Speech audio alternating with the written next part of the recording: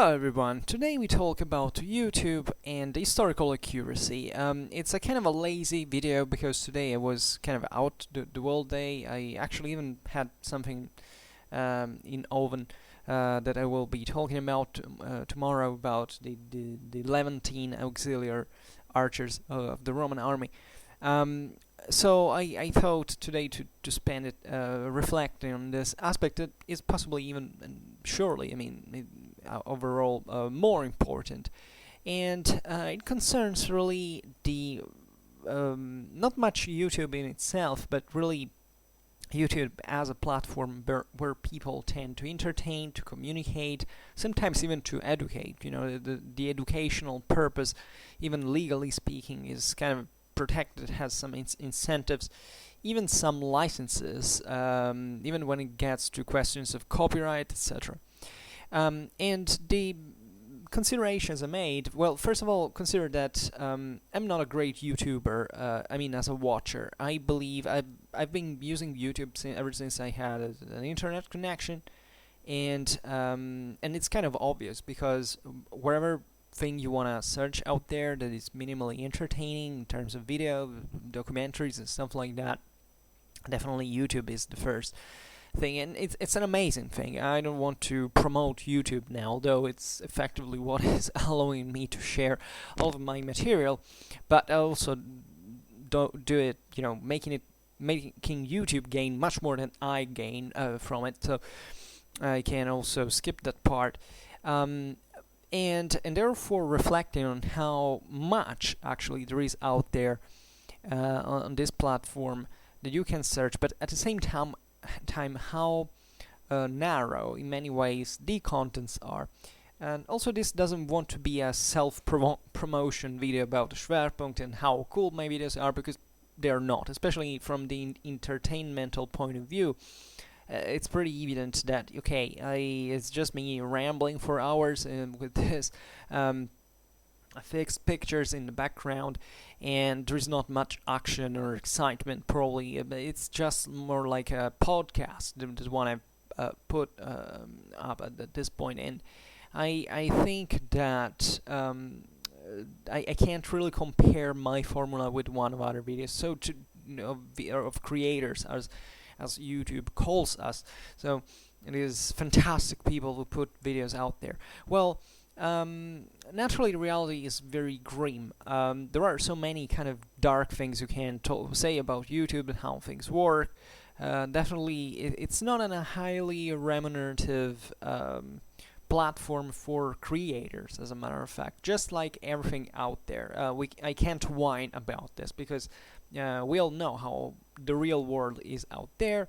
Naturally, with the internet, all of these activities, and just think about all the problems, the issues that have been with the copyright for in the European Union and all this stuff, and where we acknowledge fundamentally how important sites like this are, even for supporting our economy. Even, sometimes definitely with means that are not fully illicit, but I'm not supporting it. I'm simply observing how fundamentally, without YouTube, or with a collapse of YouTube, there would be massive changes, because lots of companies work through YouTube videos, and the amount of material that is uploaded in here is enormous.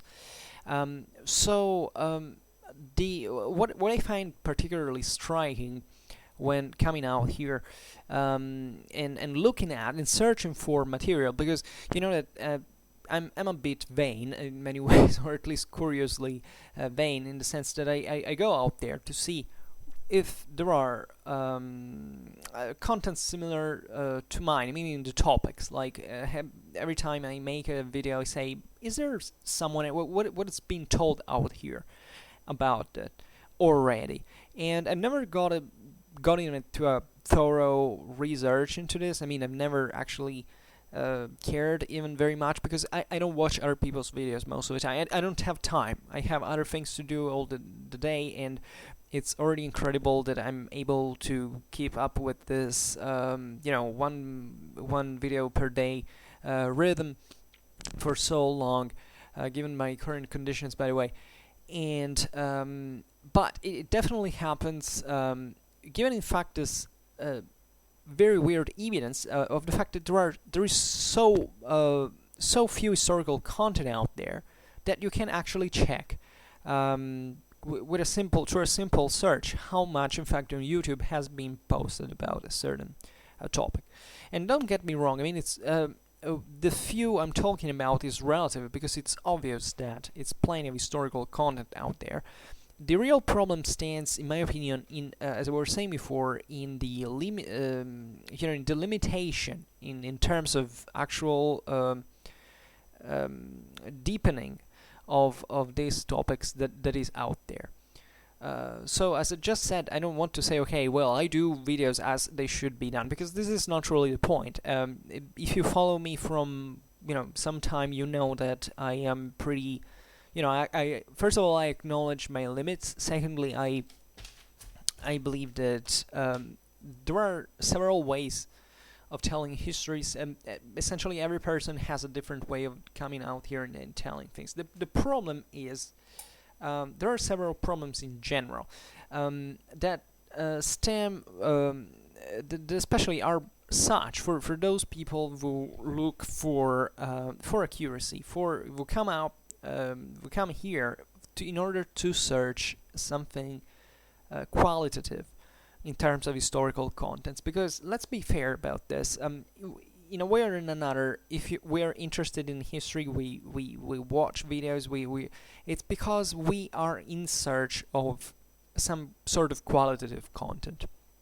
And historical accuracy in here is a key element, because we're not talking really about the accuracy that you can't find, say, in an academic context, in a university class or stuff like that. It's obvious that YouTube, for the way it is, obviously it has a huge potential, but at the same time you can't deal with everything here. And with my videos, if anything, I've tried to show you how much you can discuss about a certain topic without basically exhausting the considerations. And this is particularly evident from my videos, I would say, because they are usually very long, as now you have probably realized, and they are yet very generalist in nature. I mean, we rarely go into detail in the sources, in fact, and I really don't know how I appear from the external, because I'm sure there are people definitely come here and know what I'm doing, in terms of, usually people who are more historically aware and say, okay, this guy is talking about these things, and he does it in a kind of he makes this kind of synthesis of, kind of relatively, I would say, delimited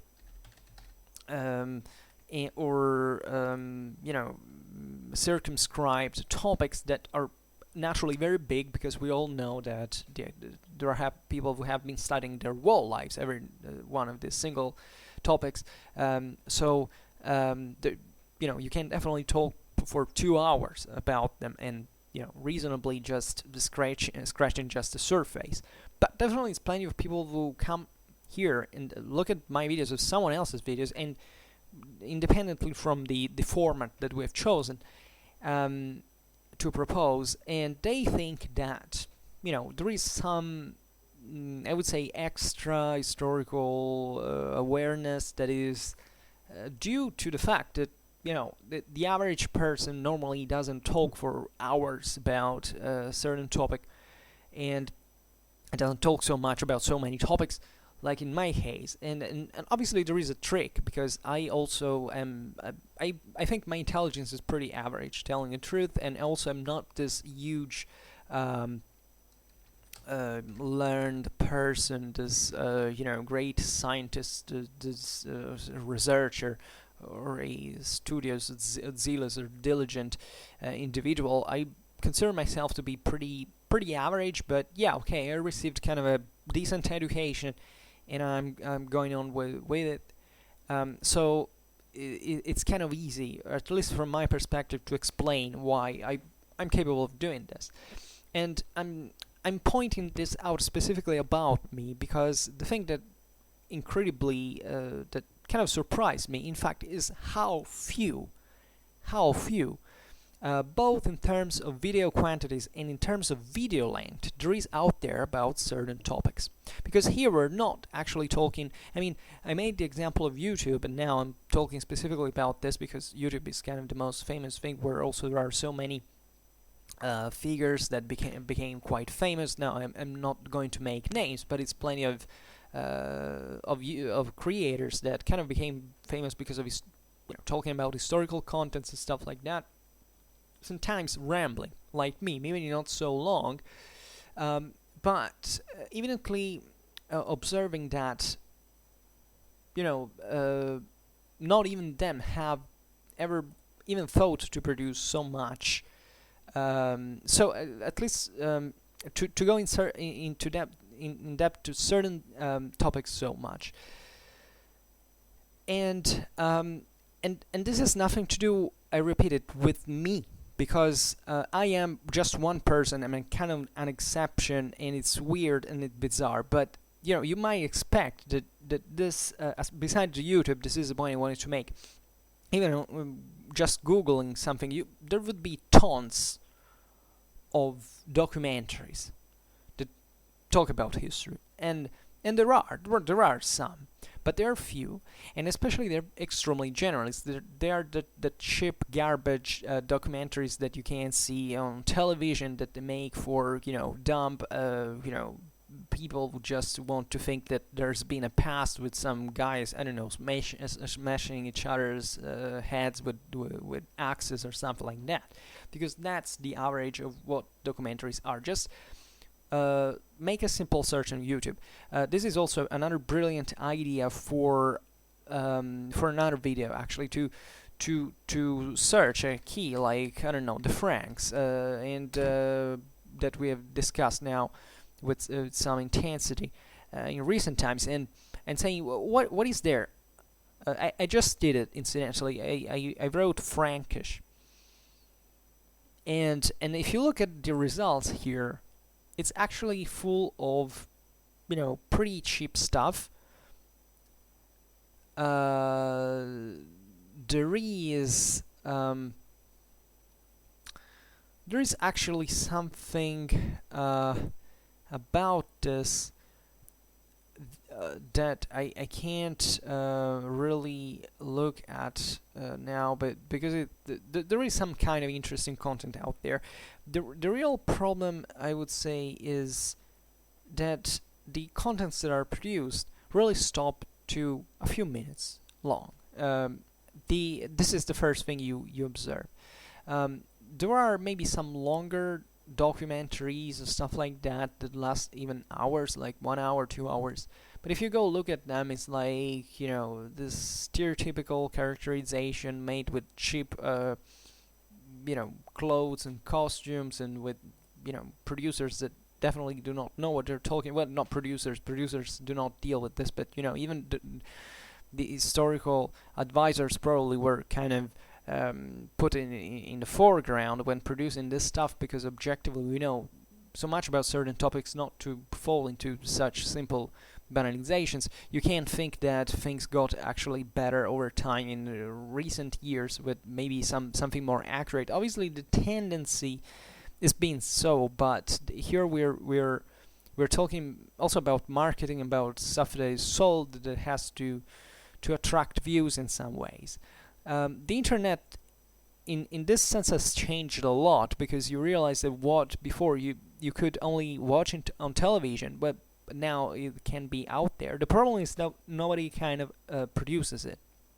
This is the astonishing fact. I mean, I remember when I was a kid that the only thing that could bring me closer to history sometimes to watch it was watching historical movies. Like, I remember I loved to watch things, I don't know, like Braveheart or Gladiators, because it was at the time still kind of the main source of entertainment. I realize people make relatively strange use of the internet. I mean, internet is very fascinating because it also shows you the spontaneity of human interest, interaction that is maybe even driven because you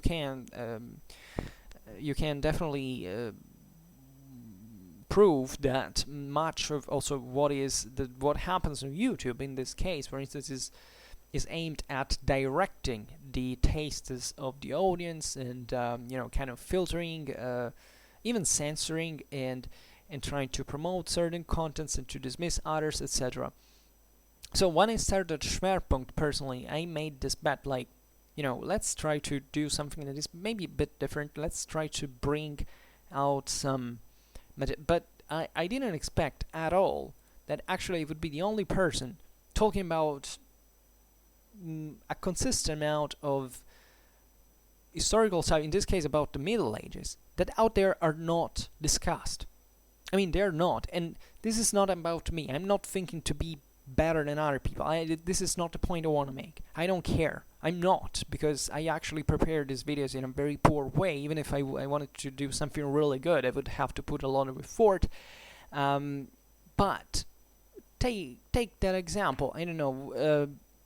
Who has been talking so much about the Franks? If you now search on YouTube and you for Franks, Frankish Empire, Frankish Kingdom, you will not find actually a single, not even a single producer that talked a tiny bit of the time I did on that topic, and I haven't even addressed this in detail. So the question is it possible that a person like me that just decided to start this thing now in a couple of, in just more than 1 year, 1 year and a half, let's say, has produced more than what exists on a subject like the Franks, more than what existed before on the Franks in here? Seriously, in terms of things that resemble documentaries or general educational videos, because it's full of other stuff, like from video games, from, I don't know, Attila Total War, where you find, all the campaigns with the Franks and stuff like that. Okay, let's leave that aside for a moment. Let's talk about the actual, an historical content that at least has the presumption of being somewhat accurate, or to make a poignant historical point. This is the only thing. I'm not particularly good at this. I repeat it, this is not about me. And I'm kind of worried, honestly, because from one side I say, okay, well, maybe this will make me appreciated, which I see, my gains are relatively modest. There's now almost 500 people following me, but I just, it's pretty modest given I have actually created something like 360 videos or something like that. It's a relatively modest result. Also, given the effort, it's not really much. And naturally, I thank you for following me and all, and I appreciate. But even from the stats, I realize, yeah, views or something, listening is definitely different. And no, I'm not going to change my format, because I believe that reducing the video length is actually going the opposite direction of what makes my videos different from the rest, and actually I think it pays back in terms of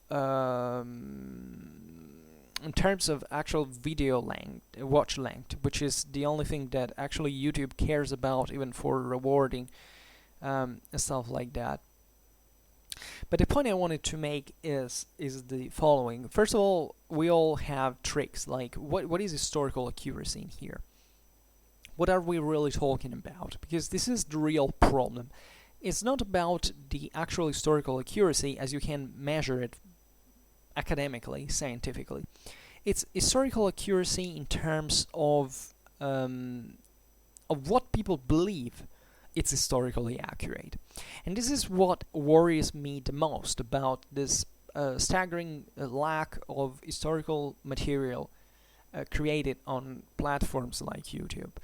Because naturally there is a demand and an offer, right? This is like a market. It's effectively a market. I'm a great, I love free market. I believe it's amazing, and I believe the internet is great in this. At least it has a huge potential. I'm worried when I see that even sites like this make a sort of selection of the contents, which can be also something very political in many ways. doing for the sake of some ideology. In my opinion, the best. I mean, YouTube actually had this great boom originally because it was really a place where literally everyone could get in there, do whatever they wanted, to upload every kind of video. And hey, here, if we are on the internet, we're all adults. We can watch everything, we can listen to everything, and that's what makes this means of communication so great, because that's really what you want to learn. You want to listen to people who have their own ideas. We want to express them. We want to compete with each other. We want to make some point. And this has a huge fallout in terms of potentially fluidifies communication, work, everything. It's part of what a prosperous society is meant to be about and to flourish like. So, but this is a sidebar, let's say. Going back to the concept of accuracy proper, that is somewhat related to this as well. As I was saying before, we have to be honest about this.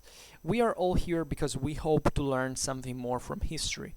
This is not about who makes videos and who watches them. We're all here ultimately for the same reason. I learn a freaking lot of things by making these videos. I'm definitely no expert about most things I discuss.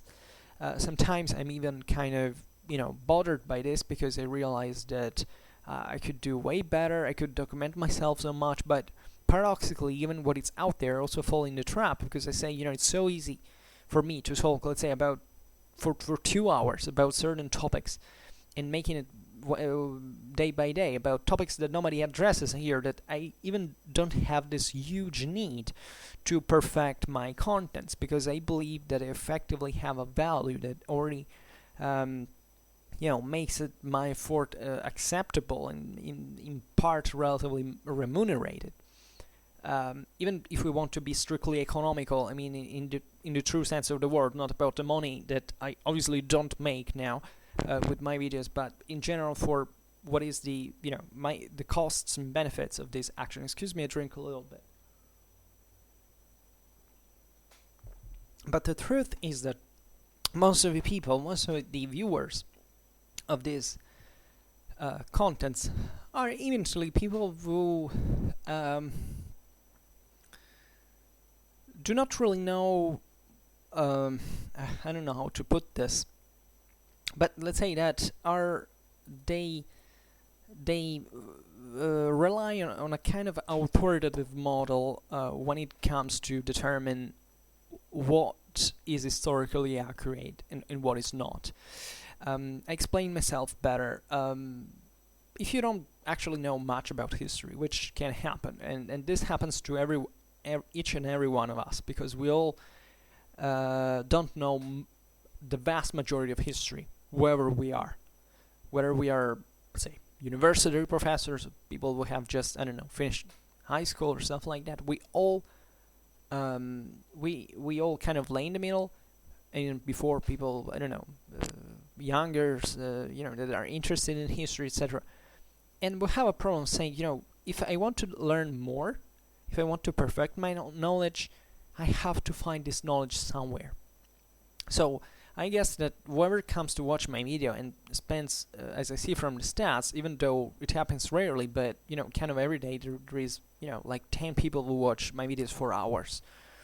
So these people, I would like, first of all, to know who they are, because if you are presumably one of them, I know that of course there are certain followers that even interact with me, that comment every once in a while. It's really appreciated. I'm sorry if I let them down sometimes because I don't have time to answer them, and definitely this will get much worse in the future.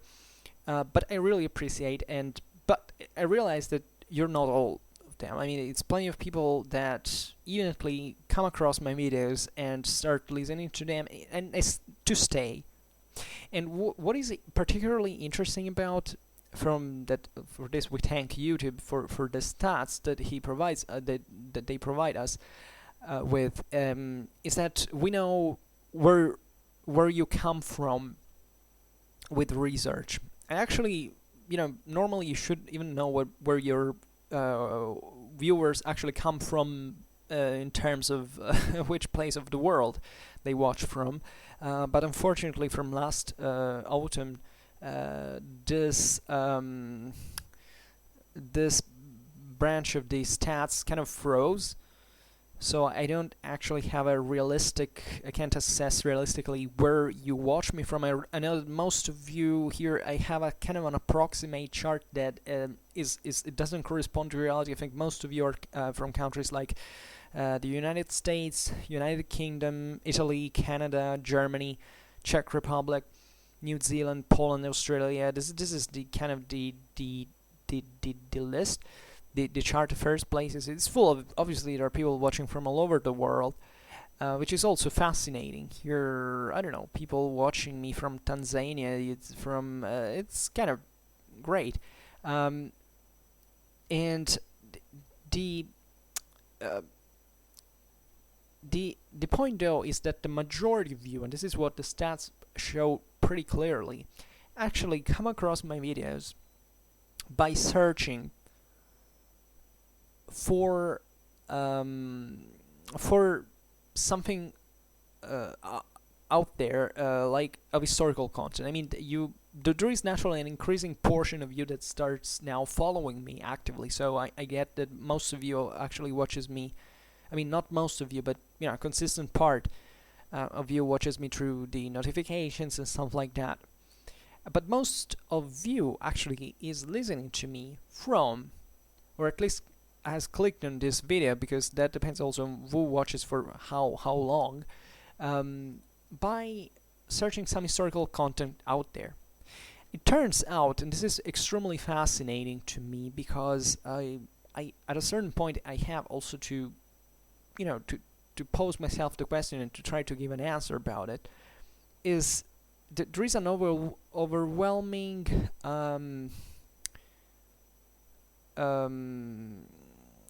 amount of views that come only from a certain specific topics. And if you give me a second, I tell you which one they are. So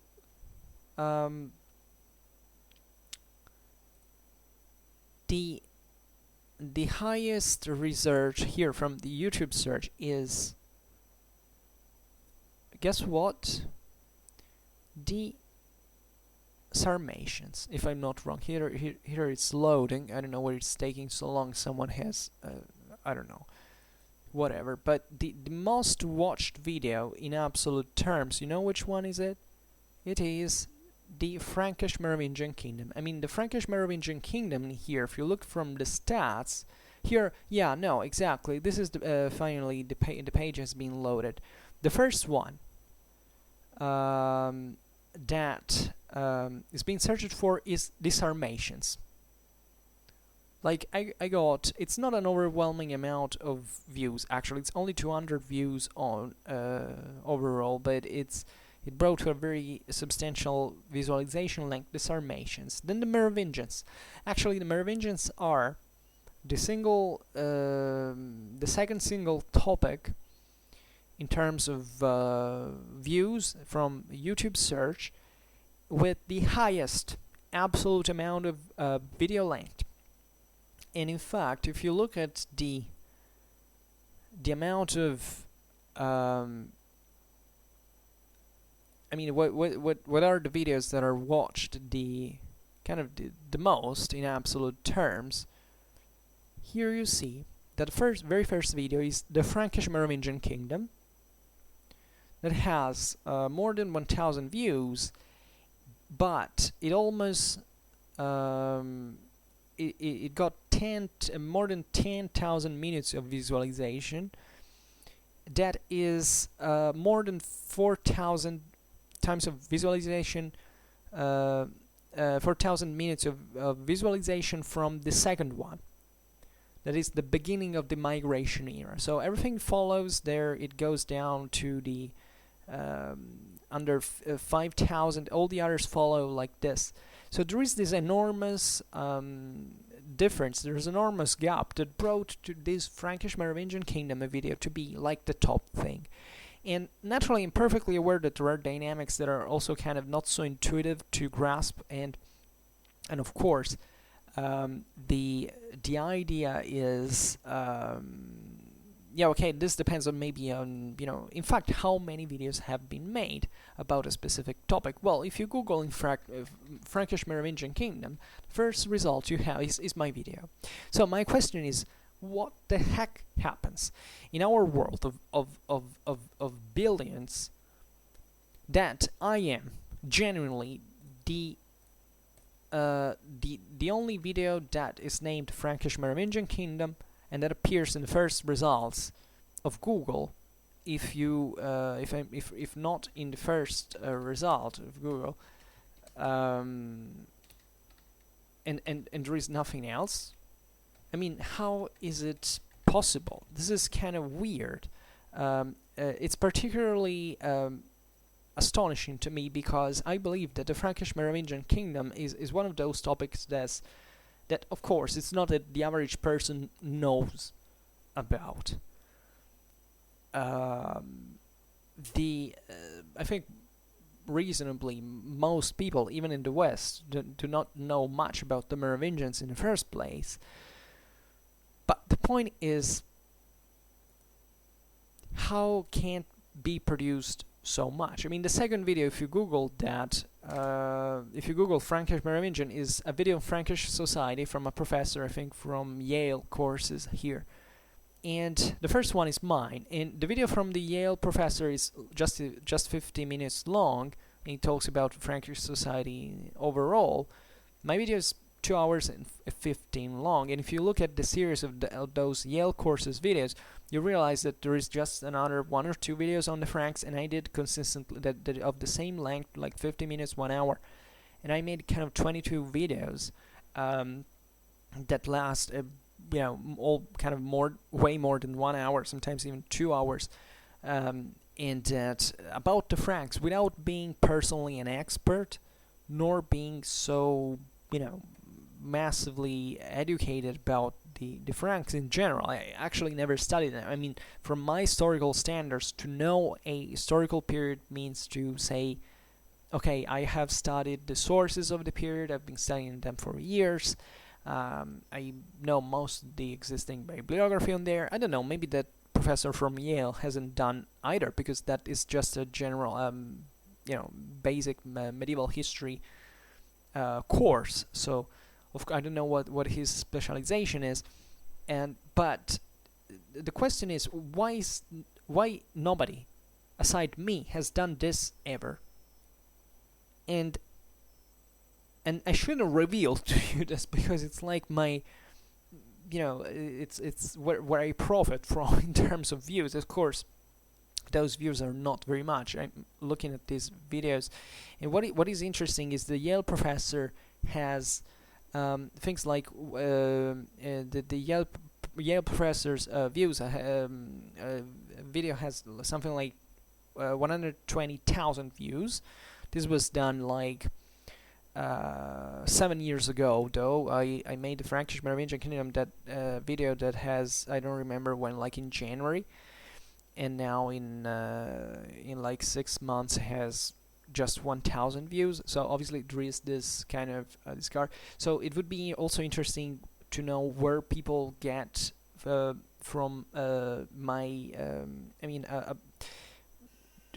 the Frankish Society Yale professor's video from, but I know where you come to watch my Frankish Merovingian Kingdom from. It's just simply Googling, because that's literally the first video that appears in the whole human production on the internet. That is enormous, and this is kind of mind-blowing to me. I know that there is much worse than this, meaning that it's nothing really not surprising, but what I'm surprised by the most is the absence of any other kind of historical content that is so voluminous and so also relatively detailed, etc.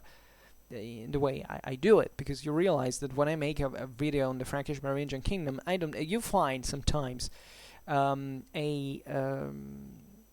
series of videos that are either where with data that is presented in a very basic way, like who were the Merovingian Franks, telling those datas, where is that Clovis rose to power, when is the other king, right? Which is kind of saying, okay, let's give the ABC of dates and names, but not even trying to attempt a general, deepening of the subject. You realize that the videos I make are generally a synthesis. I can't say completely original, because of course I learned these things from other people. I read books, I've listened to lessons, etc. But it's kind of what I believe also about the Franks, and that allows me to talk even for so long. So this was one of the first things I wanted to say. The other thing is observing which videos on YouTube about historical contents are kind of more successful. So naturally, we can make some discrimination here, because naturally there are those kind of weird clickbait videos that maybe last even 4 minutes, that pretend to say, okay, who were the Franks? Those there is this tendency on the YouTube that also makes me reflect, and it's embarrassing, that reading the video titles and look at some of the most stupid titles that you can even imagine, like, I don't know, who were the Franks, in fact, or who, I'm not saying, okay, there might be people who honestly don't know who the Franks were, so that may be useful, but why is that video getting kind of hundreds of thousands of videos? I'm just making an example. I'm not thinking about a title in this specific or a video specifically, but it often happens. Like videos like, I don't know, why is Romania called Romania, not Italy? And people clicking on it. Now, there is a very simple answer, is that honestly I wouldn't like to give. But it's kind of the only logical, in a certain point, at this point also a rational one, is that genuinely the majority of people can't give an answer to that. Another thing, looking at popes, I've made several videos now about figures like Boniface VIII, Innocence III. Now, it's not a religious point at all. You can be a Christian, you can be an atheist. I don't give a freaking damn about it, because when I'm talking about history, I actually talk about history, or at least I try my best to be perfectly neutral, because I don't have any personal gain or profit from telling you the story from a Christian or an atheist perspective. And I frankly think that whoever talks about history and uses this approach is a fucking idiot. And yet, what happens is that if you Google something like medieval popes, something like that, what you get, just try that, is a list of videos that says, the 10 most wicked popes, the most terrible things ever done in the Middle Ages by the Pope, and it's something like that, and it's only about that. I mean, you take figures like Gregory the Great, Gregory the Seventh, Innocent III, Boniface VIII, other great figures in history, their relevance, their importance, their impact on history, their influence, the way they changed everything, and what you get is things like from pop culture. Just who was the list of the most wicked pope that existed. What's the historical point here? Obviously not unknown, because the intent of people who made this video was of two natures. First of all, and this goes like in both ways. Now, I chose an example where people go against papacy now also because of historical reasons of certain countries that developed particularly also in a kind of a Protestant fashion and have more eco in the world, etc. But that can go from any kind of belief or non-belief, etc. That it is a belief in itself, by the way, at the time. Remember Nietzsche, please. And The first one is people want to make money with such stupid titles, and if they want to make money with such stupid titles, it's because they know, or at least hope, that people are so dumb to go clicking on those videos, which happens, sadly enough. Secondly, that those people are actually ideologically oriented. Yes, it is true. There is always an ideological agenda. Um, when you look when you search for stuff on the internet of historical content, and you realize that it's pretty much out there. I think that even when you get those Frankish mirror Sarmatians, there is a lot of attention from people of the steppes. It's not for people who are generally interested in history, but people who have to wave a flag. Like saying, we were my ancestor back in the day. Okay, we're those. Okay, those were the coolest guys, right? And therefore I go search for that because I think it was cool that there were warriors, that they smashed the other people, that they conquered them, and they were strong and cool, while the present is so weak and corrupted and stuff like that. That's the general approach. And sorry I use the American accent all the time. I make that voice, but I don't intend it in that sense. I mean, I intend mostly this kind of... I don't intend it nationally. I have nothing against the United States. I mean it. The attitude that prevails in every country of the world that is seemingly is more nationalistically oriented. Another thing that dramatically happens, I believe, is that lots of people who believe that I talk about the Middle Ages for is just because I'm perhaps just a I don't know, conservative, for instance. Because the Middle Ages is held sacred by people who tend to say, okay, well, back in the Middle Ages, we were kind of the true, pure ones, etc. So find someone who talks about that period means to reinforce that view, etc. No, I don't do that for that reason. I can tell you, I definitely have my own personal opinions, but I don't reveal them to you on my videos. And it's not that I actually have. I mean, the opinions you listen from me are substantially the ones that I have also in reality. But of course, I have some kind of, I don't know, sympathy, antipathy, stuff like that. But you don't really care, do you? I mean, and this is, however, the real point. Do you? Because I personally don't. I don't think that for you it's interesting. I don't think for me it's interesting. But it seems that it pays off a lot, because if I started to make videos about that, probably more people would follow me. I'm sure about that, and I don't care. Of course, I don't have any interest to do that. But these dynamics happen everywhere. So, going back to the point of accuracy, that is the one that at this point is kind of the most interesting, the most stimulating, is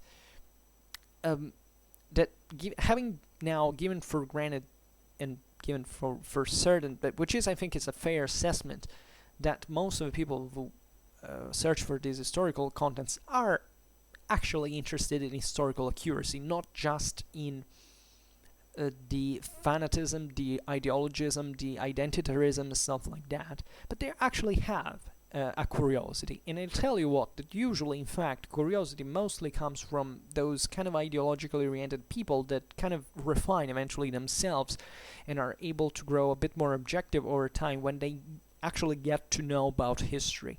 And I can tell you this because it's the same thing that happened with me, incidentally. I wasn't very much ideologically oriented in the past, but I definitely looked at the past sometimes like just a cool thing that I could get emotional about, that gave me, kind of, can say strength, but I don't know. It was cool because it was also partly identitary. Definitely. Today, I haven't completely abandoned those views because I think it's freaking cool to think about history, also in certain terms. It's enjoyable to even watch stuff that is not historically accurate, but that makes you think about those times, because maybe it's the only kind of reconstruction that exists around. That's the reason why people watch historical movies so easily, not because probably they think they are so accurate, or maybe they do, but it's mostly about the atmosphere. It's mostly about that feeling that at least you have been told about, or you have been raised with. This is, I think, still in Europe very strong. I mean, here I don't know how this is in other countries, like especially North America, etc. But I believe in Europe we feel more about things like, I don't know, the ancient world or the Middle Ages. Not because others don't. Actually, I know by fact that nationalities like Americans or Canadians, Australians, etc., are consistently interested, especially in the Middle Ages. This is, I think, mostly there are various reasons for this that differ from country to country. I believe that the most British influenced countries are kind of obviously more into British or British derived historiography, so they care more about, I don't know, the Kingdom of England, so they're more likely to like things like the I don't know, William the Conqueror, or the 100 Years' War, the Wars of the Roses, stuff like that. When it gets to the Americans, I believe that Americans tend to, coming from let's say, on average, from a more multicultural world, they have kind of several, I mean, more components, ethnical components that all kind of contributed to build American identity, at least at this point, and to draw from different backgrounds. I mean, if you take Americans aside from the English, from the British origins, but you have even people coming from other countries, like from Germany, from Sweden, from Italy, from Hispanic countries. So they also get that other views, or those other. But naturally, the United States are very peculiar. They have a very fascinating history on their own. But so everybody has a motive. This is where I wanted to get to. But what I'm still upset by is to observe sometimes certain attitudes that are related to the historical contents I make. Naturally, this passes through. Sometimes it's explicit. Sometimes it comes from the contents, where you can actually read what the person thinks. Sometimes it's, and I believe even more interestingly, the reaction to certain topics. For instance, when, let's say, let's make a quick example, or a pair of one. The von Clausewitz series that I started. That is a series that is consistently not watched, and it's kind of bitter to admit, but it's the truth, and it's impressive because at this point I've been doing like kind of 3 videos, one von Clausewitz video every 3 videos. So I have this list of videos with all the views close to them, and what you get is that every single history video gets like tens of views regularly, like 50, 40, sometimes even more. Von Clausewitz videos barely surpass 10. So you might say, well, okay, not everybody is into von Clausewitz. It's it's essentially the reading and the commenting of a text that might not be interesting for everybody, that many people may not even know von Clausewitz, they don't know what it is about, they're not excited about it, they're not pictures, because it's just that I think that influences as well. So the visual impact, especially on a video, when I make von Clausewitz videos, it's just von Clausewitz face on the background. When I make historical videos, it's full of other pictures that automatically. But at this point, it's not about the at this point you may even expect, naturally my history videos have several pictures in them, but it's you come to click on those because I believe they're history and they're not von Clausewitz, and there is an astonishing uniformity into this trend. Another example that is kind of more poignant is, for instance, when I start talking about different historical topics. For instance, every time I talk about the Romans, that can be the Byzantines as well, I always get a freaking lot of views. Like a lot. Like the videos here I done some times ago, like Byzantine, Italy, the late antiquity, Constantinian Senate, stuff like that they get a consistent amount of view. When I start talking about something relatively, more niche, that is normal. But here it's not niche because it's a narrow topic at all. But when I start talking about things that let's say doesn't seemingly have a color, or is not something known in, for instance, this video made recently on artillery, late medieval artillery. Well, I presumed up to a few months ago that people would be interested in artillery. Turns out they don't give a damn about it. But if I talk about the Romans or whatever concerns them about the Byzantines, they always get tons of videos. The question is why? Because let's be honest about this. What is in the world today that makes and this, by the way, this is not just about the followers. This is also in terms of actual search out there. Of course, yeah, medieval artillery may not be so enticing like Byzantine history. I agree. I mean, I believe it's definitely, a fair assessment. But what do people know about Byzantine history anyway, on average? Let's be honest about this. And why do they click on it? Think because they know Byzantine history? I believe because there are certain other cultural reasons, like the way we portray the Roman Empire, and the Byzantine history, the various, mostly now positive interpretation to give to Byzantine history, which is strange because it's one of those very few topics that were kind of easily reversed in the younger generations, and it kind of became distinctive in many ways. Before, Byzantine history was considered just a kind of a degenerated, dark and rotting world, essentially. This was the main positivistic, progressist idea of Western-centric idea that Byzantine Empire was kind of garbage. And now that, I mean, it's positive that we changed the idea in part, but the reason is, why do you still prefer to watch those things? Another lots of videos I get is when I make videos on Eastern Europe in the Middle Ages. There, it's always plenty of people that watch them, and interestingly enough, they get watched over and over. Like, there are other videos now. I don't want to get lost in the examples, because otherwise I start to be more boring than what I actually am on average. But let's say that it's still relatively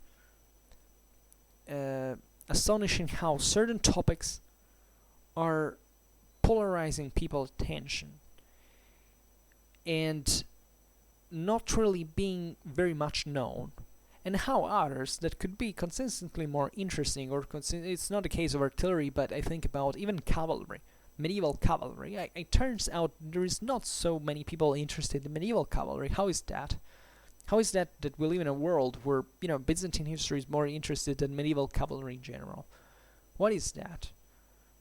I have my theories. I think that most of the people will click on here, and I get it also from the demographic data, is that they're very young people. I believe some of them have been kind of absorbed by certain strategic video games that kind of made them like consistently certain times, certain spaces, that they therefore get interesting about them in a kind of identitary way. That is, at this point, it's not about where you come from or what language you speak. It is about which video games you played when you were a teen. And that's kind of interesting as well, because it tells you that video games actually have a huge impact also in triggering, and they're very important to trigger, effective in triggering historical interest in some measure. But that's kind of the answer we were getting to. It's do people know more than that? Because the idea is also, if you already know something about these things, why is that you you go look at them so much? Evidently, there is still something you may want to know. So you evidently maybe are not so well acquainted to it, or maybe you want to find someone who tells the story, who explains it in some way. I don't know. You tell me, because I'm just guessing. I'm from this side, you're from the other. You tell me. But nevertheless, I find it extremely interesting, and I don't think that this is the answer is simply, of course, Byzantine history, for example, is very interesting. Well, we already know that. That's also why I make videos, and that's the point of the story. But I didn't expect, given the relatively now large amount of topics I touched, that would be particularly more interesting than others. I still haven't talked much about Vikings, so I don't really know. But it seems not even Viking history. So, people are so much interested into actual historical content about Viking history. Maybe people are more interested in the TV series of Vikings than the actual Viking history, which is something that is also very different. I believe it's still very poorly understood by people who claim to be actual fans of that, or pretend to be even kind of into the thing for some other reason.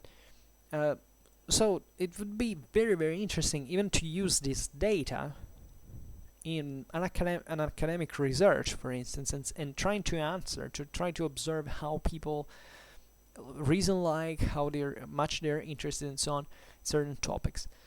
In terms of accuracy, historical accuracy, what is historical accuracy? As we were saying at the beginning of the video, it's a very relative historical accuracy is very relative. Because let's say that every historian of some experience, even just some year, knows that history is kind of boundless, and that you can't know, even if you studied literally all your life, every single day, like hundreds of pages, you would never know even a tiny bit of it. There is definitely a large amount of people who believe to know much about history, like saying to have got it all. It's very easy to, especially on YouTube, places like you, to come across people who debate about basically everything, historically speaking, and from the superficiality that they display, you realize that those are typical people who, I don't know, sit at a bar, with all the respect for bars and etc., and just talk about things without actually knowing much about it, maybe forming their own opinion, but really remaining there.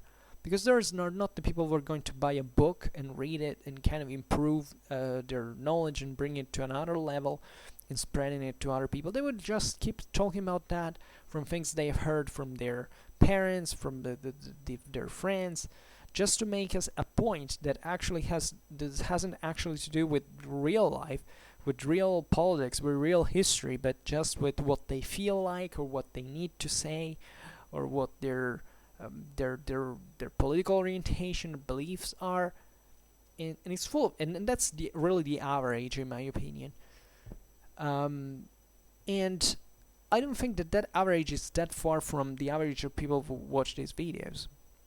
At least better. I believe that my followers are actually, on average, better. And this is this doesn't want to be a flattery to me, but rather a compliment to you, because I realize that definitely on average you are better than what I've seen around. It's evident, at least those of you who comment display. Here it doesn't matter, what your degree of historical competence is. It can be very high or very low, but you seem to be on average rather well disposed, kind of civil people who like to think, to reason, to listen, and those are amazing qualities. regularly amazing qualities, but you're just a tiny part. I mean, those of you who manifest this because they express themselves or because they I actually don't know how many of you actually watch me from the outside of YouTube. I think it's many. So maybe my perspective is kind of a bit falsified by this, because maybe many of you would like to write, to comment, but they're not on YouTube and then just watch it from the outside, and I don't know. So my suggestion is, come on YouTube. It doesn't really cost anything. It's kind of useful if you're interested in watching other videos and so on. But in general, there is, and what makes you better, I believe, than the average viewer is YouTube viewer in general, is that you're evidently interested in knowing something more. That's why even your search for historical accuracy is praisable. It's something noble. It's something that definitely enriches you, our society. It's very beneficial to all. The question is, what is that you really think to be historically accurate? I mean, I'm particularly interested to know this because, first of all, I have some. I think at least I feel some mild responsibility towards you and for what I say. So that's not so extremely easy to bear, because every time I make a video, I say, "What the hell have I just said?" Like, aside from my difficulties in English and my poor mental planning, but I think sometimes I don't make myself excessively clear. Let's put it in this way. Secondly, but aside from me, what is that you think historical accuracy is? I mean, how do you picture that? Especially if you're an amateur, if you're someone who consistently doesn't have time to study history, to read stuff like that, has a work, a family, doesn't have the time, but interestingly enough finds the time even to listen to my videos, to comment on them. What is that you think historical accuracy really is? It's very important for me to know, because on the base of that, I can, with my modest means, help you to get to a point which is easier to you to understand, so that I can also correct my aim, right? Because as you have realized, I'm not here to really to do a favor to anyone, historically speaking. I mean, because that wouldn't be historical. I'm here just to deliver the most neutral content that I can. Even when I talk about something that could trigger some emotional response, especially I think when I say certain things about war, talking about von Clausewitz, that it happens. Let's say that there are certain concepts that are also very strong, very hard. That may sound cold or cynical, but they're really not. You realize, even from the way I speak, I'm definitely not a cold person. But historical accuracy is important, because if you're searching for it, you're basically going beyond that boyism that characterizes most of, sadly, even on historical video viewers on YouTube. Another thing that I was talking before about, and I digressed as usual, is what are the main influential figures in here. To talk about history, to topics that are similar to mine. Well, I must say I like them. In general, I like them all. I mean, I think that YouTube, in this sense, is a relatively, has been, at least in this case, a meritocratic platform, because I repeat, I don't want to make names. Sometimes I even made videos not really, yeah, sometimes even in a response, but it happens very extremely rarely. And just to participate, not in a polemical way with some of them, but I like them all. They are in fact kind of the only people that I ever followed. Not really watching every single video they made because at all I don't have the time. But that made great content. Other because they were very smart people who knew how to express themselves well, and they were clearly knowledgeable, and they produced interesting content, or because they were very expert, which often goes actually hand in hand, because expertise also requires intelligence, requires experience, I mean in terms of knowledge, etc., intellectual skills, etc. Other people who also consistently exploited some myth busting, or also kind of rode a little bit, surfed a little bit the wave of this ideological stance, actually for good. Like, we live in a world where now we have to, where history is very much used politically speaking. We all know what we're talking about, and also in here, without taking any side, this was done for good, in fact, but even criticizing this ideological statement, in my opinion, is keeping to feed it, because it polarizes the thing. If you if you look at my videos, you basically don't find anything in terms of let's participate to, I don't know, to certain debates that are about issues of some importance. You can see that even with videos that come close to. I made several videos about medieval Christianity and Islam, for instance, and you can go watch them. You will never find something, ideologically oriented. I had to tell the story of how certain things happened. I don't care. I still haven't been accused to dismiss the religious side particularly. Perhaps because also in that field I'm some of the only people out there who makes videos about those topics, which are not really much. They don't seem, by the way, to interest much. So that's also another very crude assessment.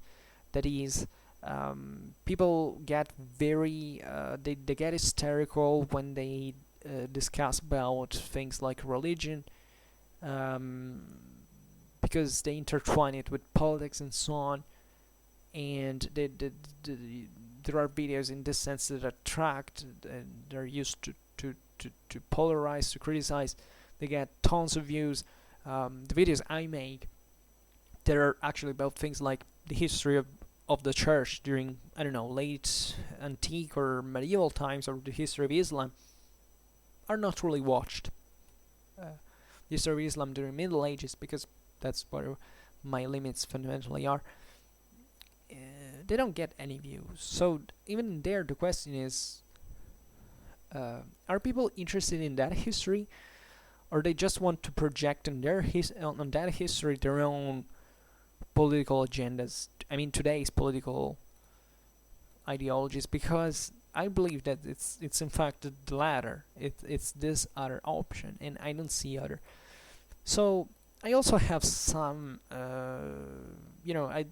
I admit I thought about writing something polemical, especially when history is distorted at a very high level. Like, if there is some crazy YouTuber like me that goes completely nuts and starts making videos like, those conspiracy theories and stuff. Yeah, I don't think it's a big deal.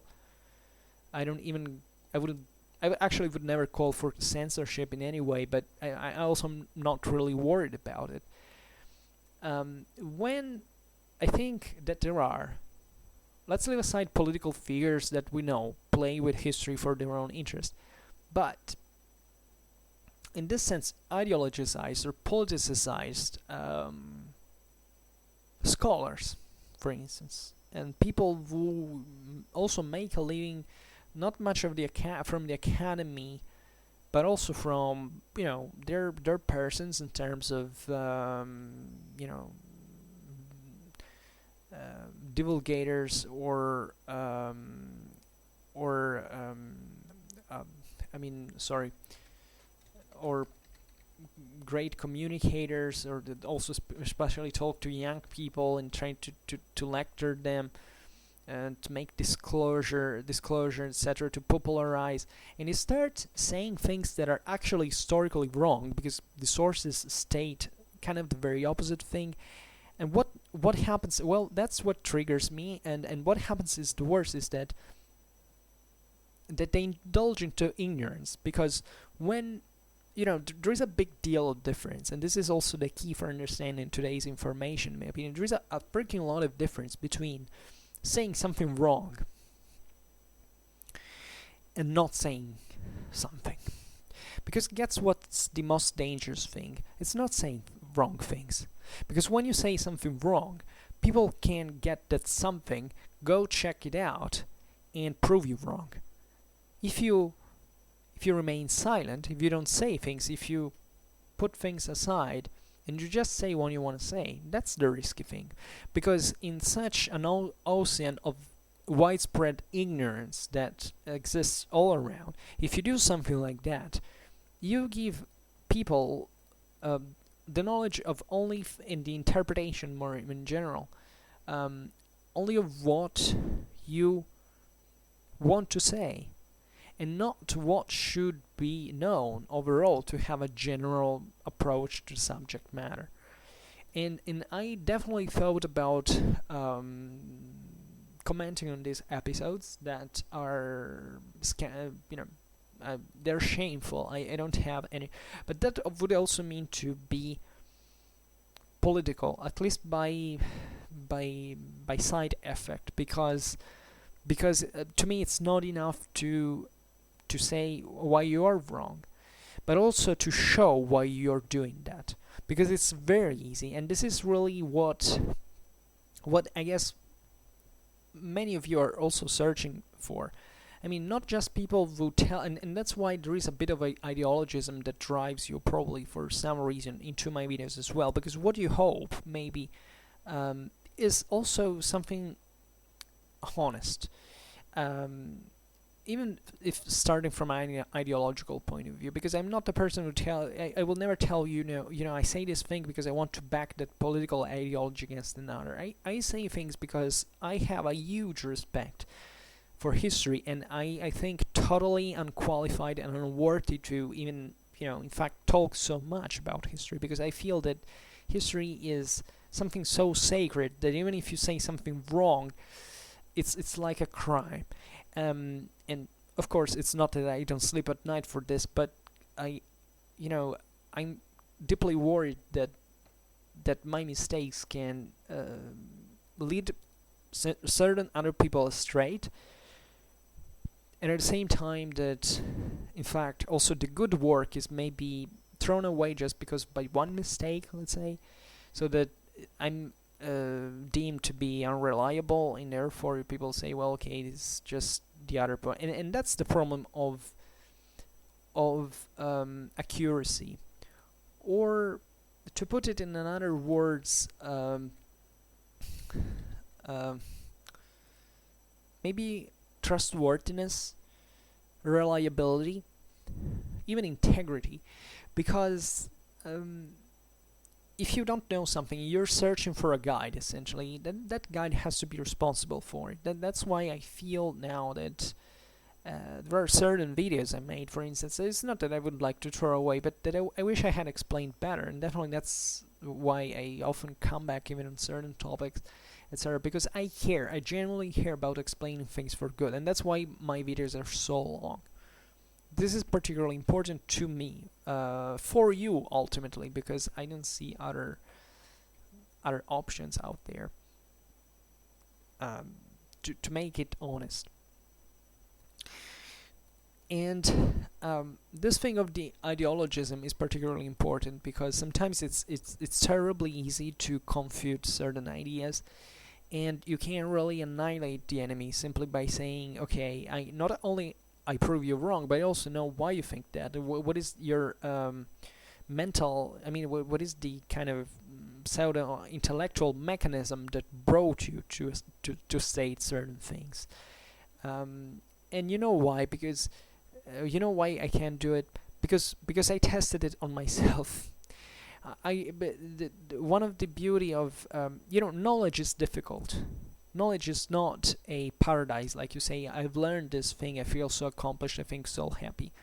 Do you know how knowledge makes you feel? Because we all know it, actually. Because we're all knowledgeable in our own ways. But you know how it makes you feel? It makes me feel ashamed. Because I'm ashamed of my knowledge. Because the more I know, and the more I realize how many mistakes I do. So when you, at least this gets at a personal level. When I see that there is someone out there who doesn't give a damn about saying true things, even when he or she knows that that there is another version of the story that is being oppositely conceived. Well, that's what it gets on my nerves, because it's an insult to integrity, and it's not my integrity, that person's integrity, but it's the integrity of our memory of the past. It's our ability to say, okay, let's know the past, because it's something we can really learn so much from to live a better life. And instead it's just twisted and raped and modified for such ideological purposes. Let's be honest, we all do that as well. I must say, I often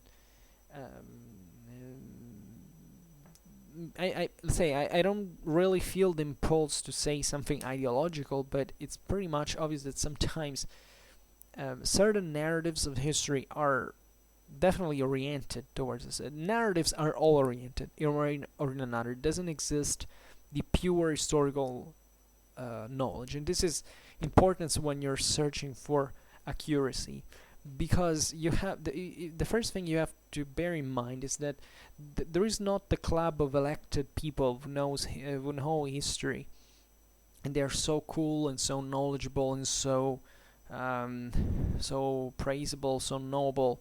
It doesn't work like that.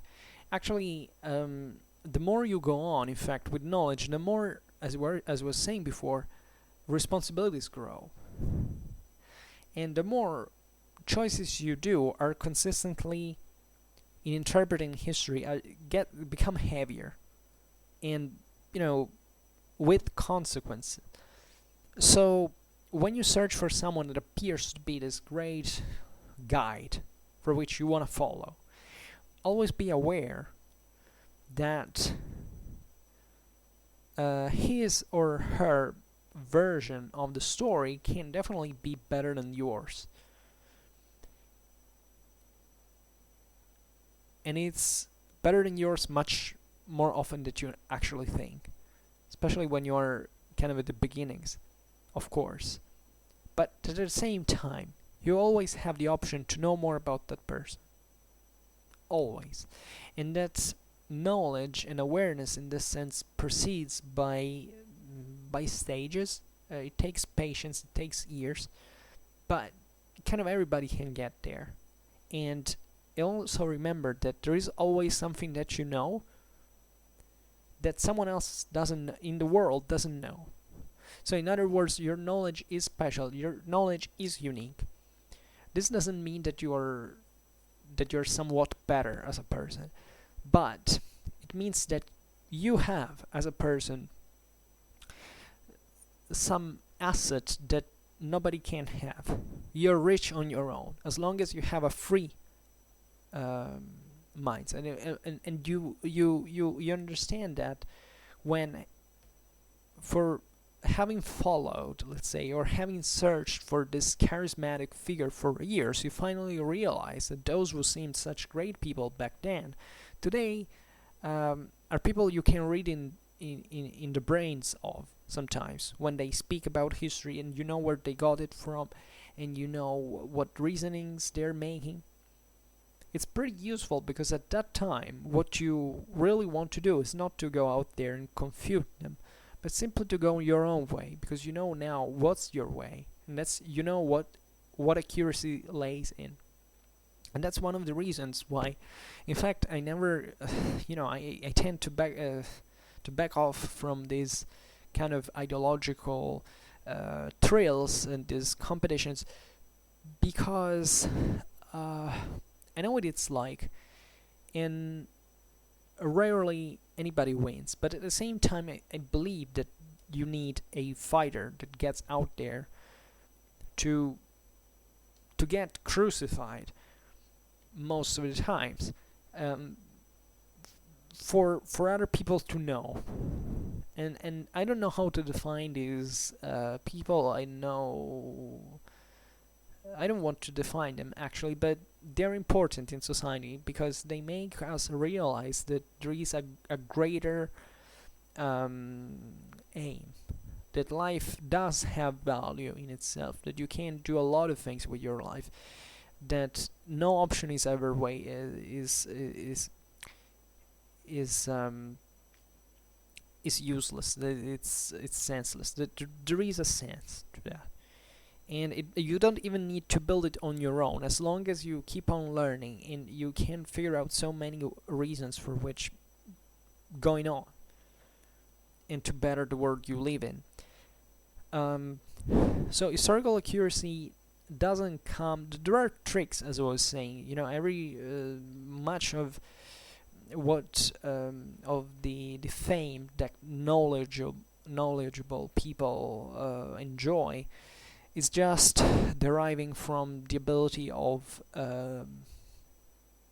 acting well. That is, to make other people believe that you actually know something. I believe that this is really because when you get there, you actually know what you're talking about. At the end of the day, it's nothing particularly special, but other people will think it is, and that's why it's so easy to trick them. And that's why so many. It's relatively easier for certain people to play on that. Say primitive instinctual background of the average person that prevails. I mean, in the average person, to catch their rage, to catch their emotions, their feelings, etc. And it's always been like that. I mean, if you look at history, the human societies have always and will always work like this. So we also have to acknowledge our limits when we presume we can change things. But at the same time, it's exactly assessing those limits that makes us effective, and that really bring to maybe get closer to those limits, even if you can't surpass them, perhaps. But we also brutally tend to underestimate our own thing. The point I wanted to make is finally, and if there is something else I will come in my mind along the way, is to see to beware of guides, of people who even present themselves as successful. There is this thing of how many likes, how many subscribers. Well, having subscribers means something. It doesn't happen just because humans are on average kind of stupid. It also happens because they are intelligent, and it's actually very difficult to draw the line. Who is an intelligent person? Who is a stupid person? I think we all are at the same time, necessarily. The problem, though, is when in fact start following these people like more as unchallengeable authorities, or at least people have a sort of superior knowledge that you can't grasp. And what I'm surprised by, coming back to the surprise of this, is how sometimes those who are followed are not followed even, and that are actually competent, is that, however, how relatively limited their competence is. I'll make you some examples. One of these great influencers is an expert in his own field, and he definitely knows a lot about that field, has a very solid understanding, has his own ideas, his own ways of explaining and showing and proving, and it's definitely useful. Then when you meet this, when this person starts talking about what he objectively doesn't know that much, that in that case evades from the strictly technical and material side, you realize he actually doesn't know much about what he's talking about. This is important. Hyper specialization is good, but we also need generalists. We need people who are able to frame every kind of knowledge in it, at least tendentially, into a system of that is organic, that is clear, that is functional, that is understandable. This is particularly true in military history. When you have this enormously wide social science, perhaps the largest one in absolute terms, that requires you to know an enormous amount of things, and that you can understand only through a comprehensive and thorough understanding. What often happens with historical content, and for this I tell you to be aware, is that a great specific competence in a field doesn't necessarily bring to a high, doesn't necessarily equate to a omnicomprehensive historical knowledge, nor of a great mental flexibility, nor of a great critical thinking. This is sadly true. This is something that also astonishes me in how there are people who are incredibly expert about a certain period or topic in history, and then they evade from it, and they're completely lost. And the reason why they are lost, and that's why we need more generalists, is that they kind of studied what they studied, just sticking to just going by the book, essentially studying things like manual, like maybe you can be an incredible expert, let's say, about Byzantine history. You know everything you've read. I don't know. You know everything about the 6th century Byzantine cavalry. You know literally everything. You go study all the sources. You know all the archaeological data. You interpolate everything. You know all the existing bibliography. But then what happens is that you have to talk about, let's say, 8th century Byzantine cavalry. You literally don't have any clue, and what is worse, you don't have any clue in general about history of cavalry.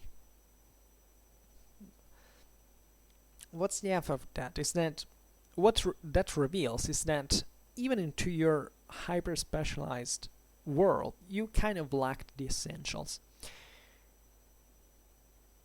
In perspective, on the long run, this is why there are, for example, so many military historians, but there are not so many historians of the military art. Many historians about the art of war. That's why we should revive that, a strategic and tactical culture. The idea of being able to know diachronically how things evolved over time. I don't know whether I'm good at this, but that's the direction I had towards on Schwerpunkt.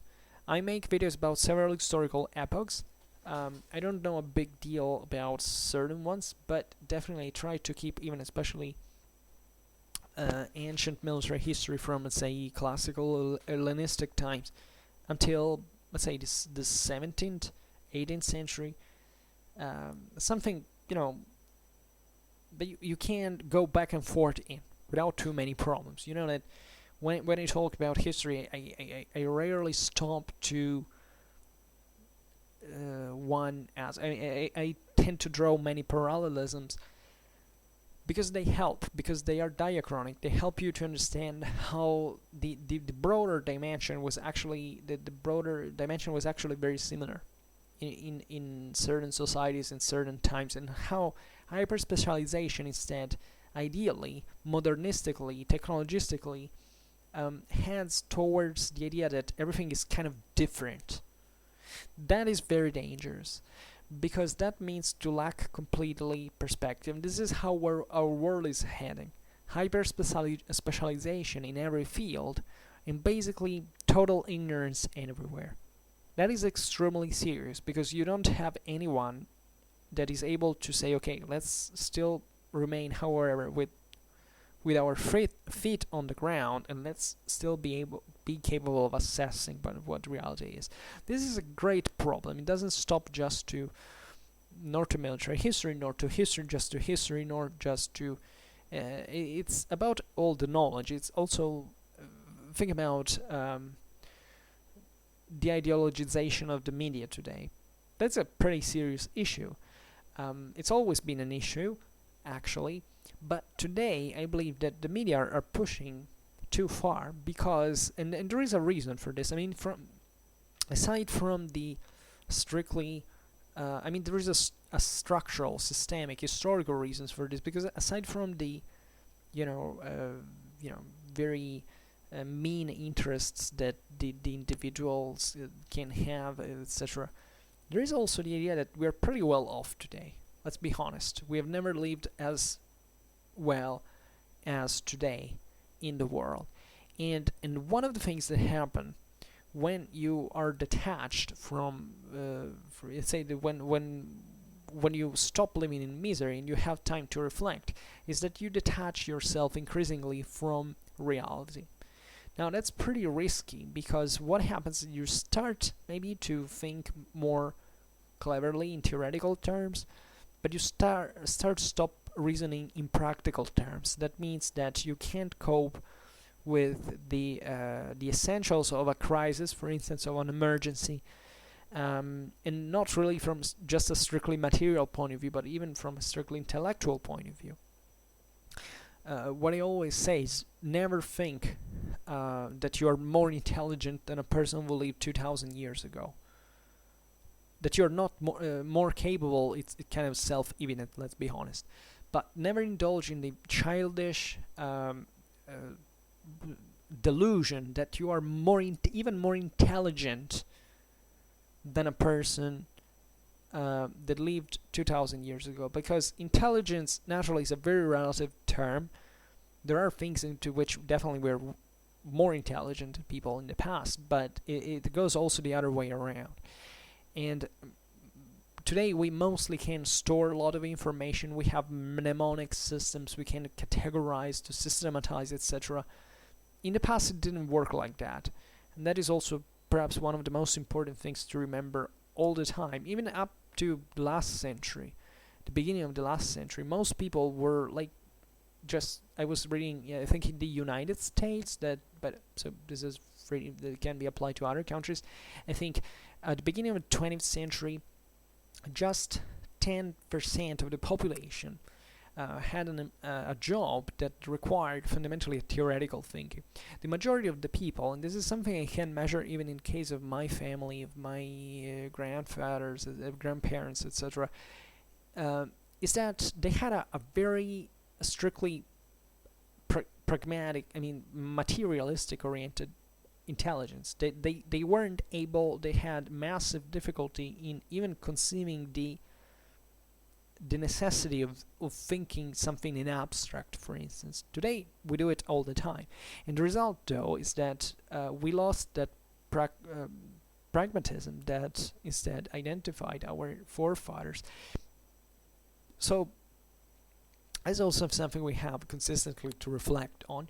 So never trust the hyper specialist when it comes to talk about other things, because even the way sometimes that hyper specialist frames his topic of hyper specialization into historically is sometimes wrong. Some of the greatest even when they are good people. I mean, this has nothing to do with morality at that point. But it's embarrassing sometimes how, alleged experts on, weapons or stuff like that, they're completely clueless when you even talk about things like tactics. It's incredible. Um, and this can actually go the other way around. For instance, I now made the example because I'm sensibly more oriented toward tactics. I know relatively few about weapons and armor things involved, so it's kind of the same thing.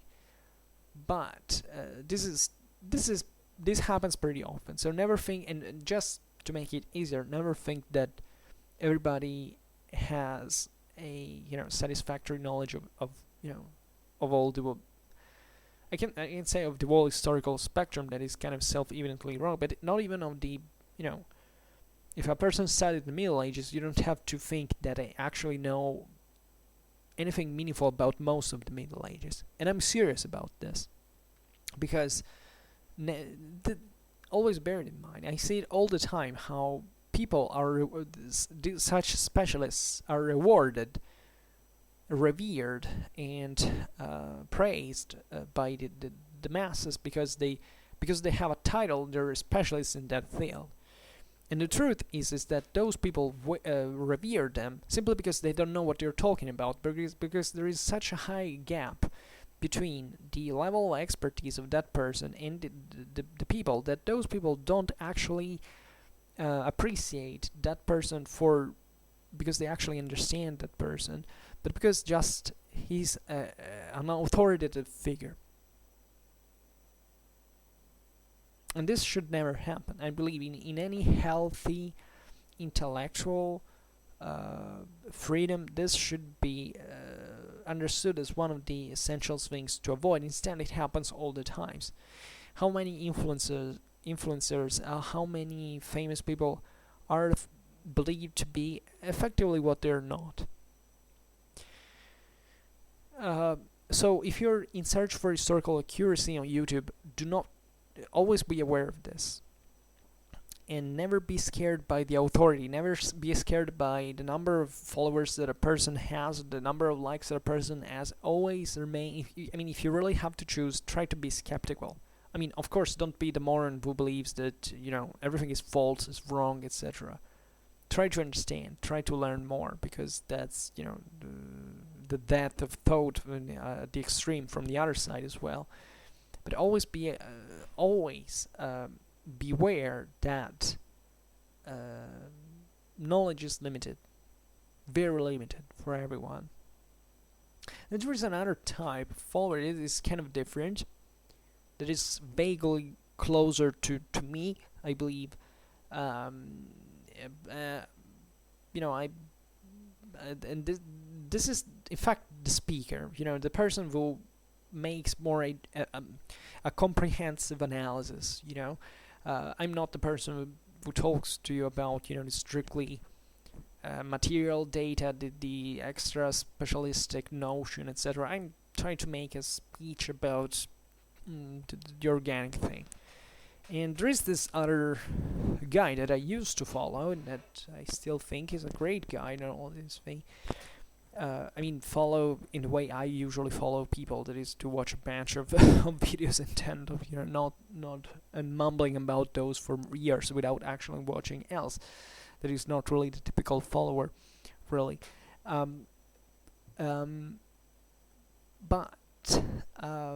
that at the end of the day is still delivering you pills of knowledge, and that doesn't necessarily have to be trusted in single one of them. This is why I say it's closer to me, because just like me, this guy talks about a bit all the historical epochs. He's not really an expert about a thing specifically. Usually these people also try to avoid to talk about their actual field of specialization, which they usually also have. I also tend not to talk much about, actually almost at all, of what I study. specifically. Um, but in this sense, these are people who kind of jump from a topic to another, and they also make a consistent amount of fortune exactly because of this, because they're able to offer something relatively fresh at all times, something that is a bit more researched, a bit more niche, if you want. So this person sometimes is a, it probably has a much more omnicomprehensive generalist picture of the world, but at the same time lacks in actual accuracy. And I'm way more sympathetic towards this kind of of individual as a disclosure, as a communicator, because that's what effectively serves best the purpose of teaching others, the masses especially. While probably just like me, we are, as a matter of fact, relatively mediocre historians in our own fields. I mean, we maybe can do a lot of work, etc., but we're not so genial, we're not so successful, we're not so... I mean, successful is a word pretty ambiguous, but let's say we maybe care about doing several things at once and not to really thoroughly concentrate on just that one, that hyper specialists instead tend to be. For instance, I'm a person who could never live just about studying what I study for, for my research, for my university career. I have so many interests that just secondary. And for interests, I talk also about things like family, relations, other things like traveling. It doesn't necessarily entail actual, complicated interests. That, of course, I also do other things, but things I'm interested in you wouldn't imagine actually. They always kind of revolve around history, but they're all kind of scattered here and there. Well, the risk in here is that the accuracy is lower, in fact, in the single pill that you're provided with by this person. So that you can even know relatively well a certain part of the story, but also in there not knowing much about the rest around. Even though generally the more you augment the number of these fields of interest, and the more you're able to connect them, and that's particularly important. And that's, I believe, what intelligence is about. I mean, being a polymath is a question of being able not to develop kind of sectorial fields of expertise, but actually being able to mix everything up to make a synthesis and to connect everything. That's, I believe, if you really want to make an absolute, what actual intelligence is about. Intelligence is about. So, what is historical accuracy? Did we really answer the question? Yes and no, I believe, because there's all topics that are deeply related, as you understand. But historical accuracy is a myth, it's a chimera, let's be honest about it. You can't find anything... I didn't explain, whether my videos are kind of historically accurate, and how they are, and how I judge the historical accuracy of my own videos. Maybe I will definitely answer to that very necessary question, if anything, for you who follow me one day in a dedicated video. But I can tell you right now, it's kind of accurate. Like, given the average, it's accurate, right? And it's accurate because it allows you to, and it's more than accurate, it's also useful to create these bridges. Like, I'm not the person who tells you, I'm accurate because I told you precisely the exact date where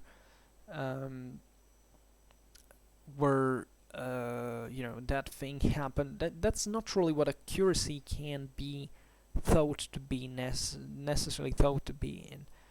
Let's be honest about this. accuracy at the same time is also, however, the ability of um, looking at something um, and and being able to assess what it is already. So in short, accuracy is something that tends to vanish the more you get closer to it, when because you know that something is accurate, but you know that something is accurate. It's accurate because you know how it's been researched, is how it's been created fundamentally, and at that point you know it's a recreation, and that's where you get to know that history is just a story that historians make up with their research, and that can be more or less accurate. And for what we can know about history in the first place. So that's why playing with that is not a good idea. That's why when you really care about historical contents, you have to be at least focused on in fact trying to be a historian yourself. That is to make a research and to find out whether the information you're provided with is precise, is reliable. What is done mostly today is just ideological distortion, and that's what it is, because it's not just misunderstanding, it's forced misunderstanding, it's false misleading. That's particular because it has a kind of an aim that goes outside of history at that point, and kind of has a very few to do with history in the first place. So I don't know how clear have been.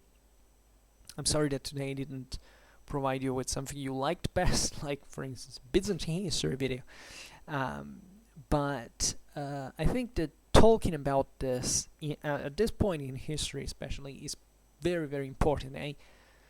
I would like to part of what I hope to do with Schwerpunkt is to generate a kind of a debate around this, to at least to raise a voice, to say, okay, well, we are actually thinking about this, we are actually concerned about these problems, we actually have to learn from these situations, and therefore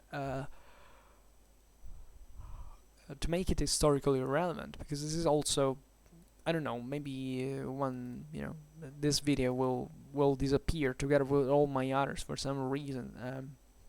It's not difficult after all, with YouTube rules and all, but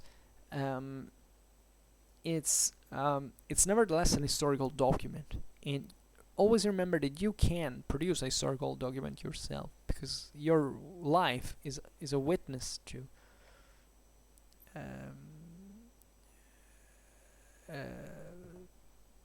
history, and you have to understand the value that history plays in your life as well, and how what is the difference you can make. This means to be accurate, because once you understand this, paradoxically you also start to be precise when you make your research, and when you don't let yourself go astray by motives that are not dictated by intellectual honesty. And I hope that this is what we'll be developing in the future more than anything else. So, okay, for now I stop it here, being rambling too much as usual. So for now I just hope that you enjoyed this video. If you have anything to say, please let me know. You know that I care about your opinion, as all the others who follow me. We are kind of together into this, so it's fine to come out to talk about our what is essentially our ignorance, because it's not easy to admit that we are ignorant, heavily ignorant, but we are. I feel ignorant all the time, very, very much. So it's normal. Let's simply admit that we have a problem with this, and let's try to fix it together. So for now, I just thank you heartily. I mean, oh no, first of all, I had to say the thing that the commercial part, if you enjoyed my video, please share it, or otherwise leave a like or subscribe to my channel if you're interested in my upcoming contents. And for now, I thank you heartily for listening to me. I wish you a nice time and see you next time. Bye.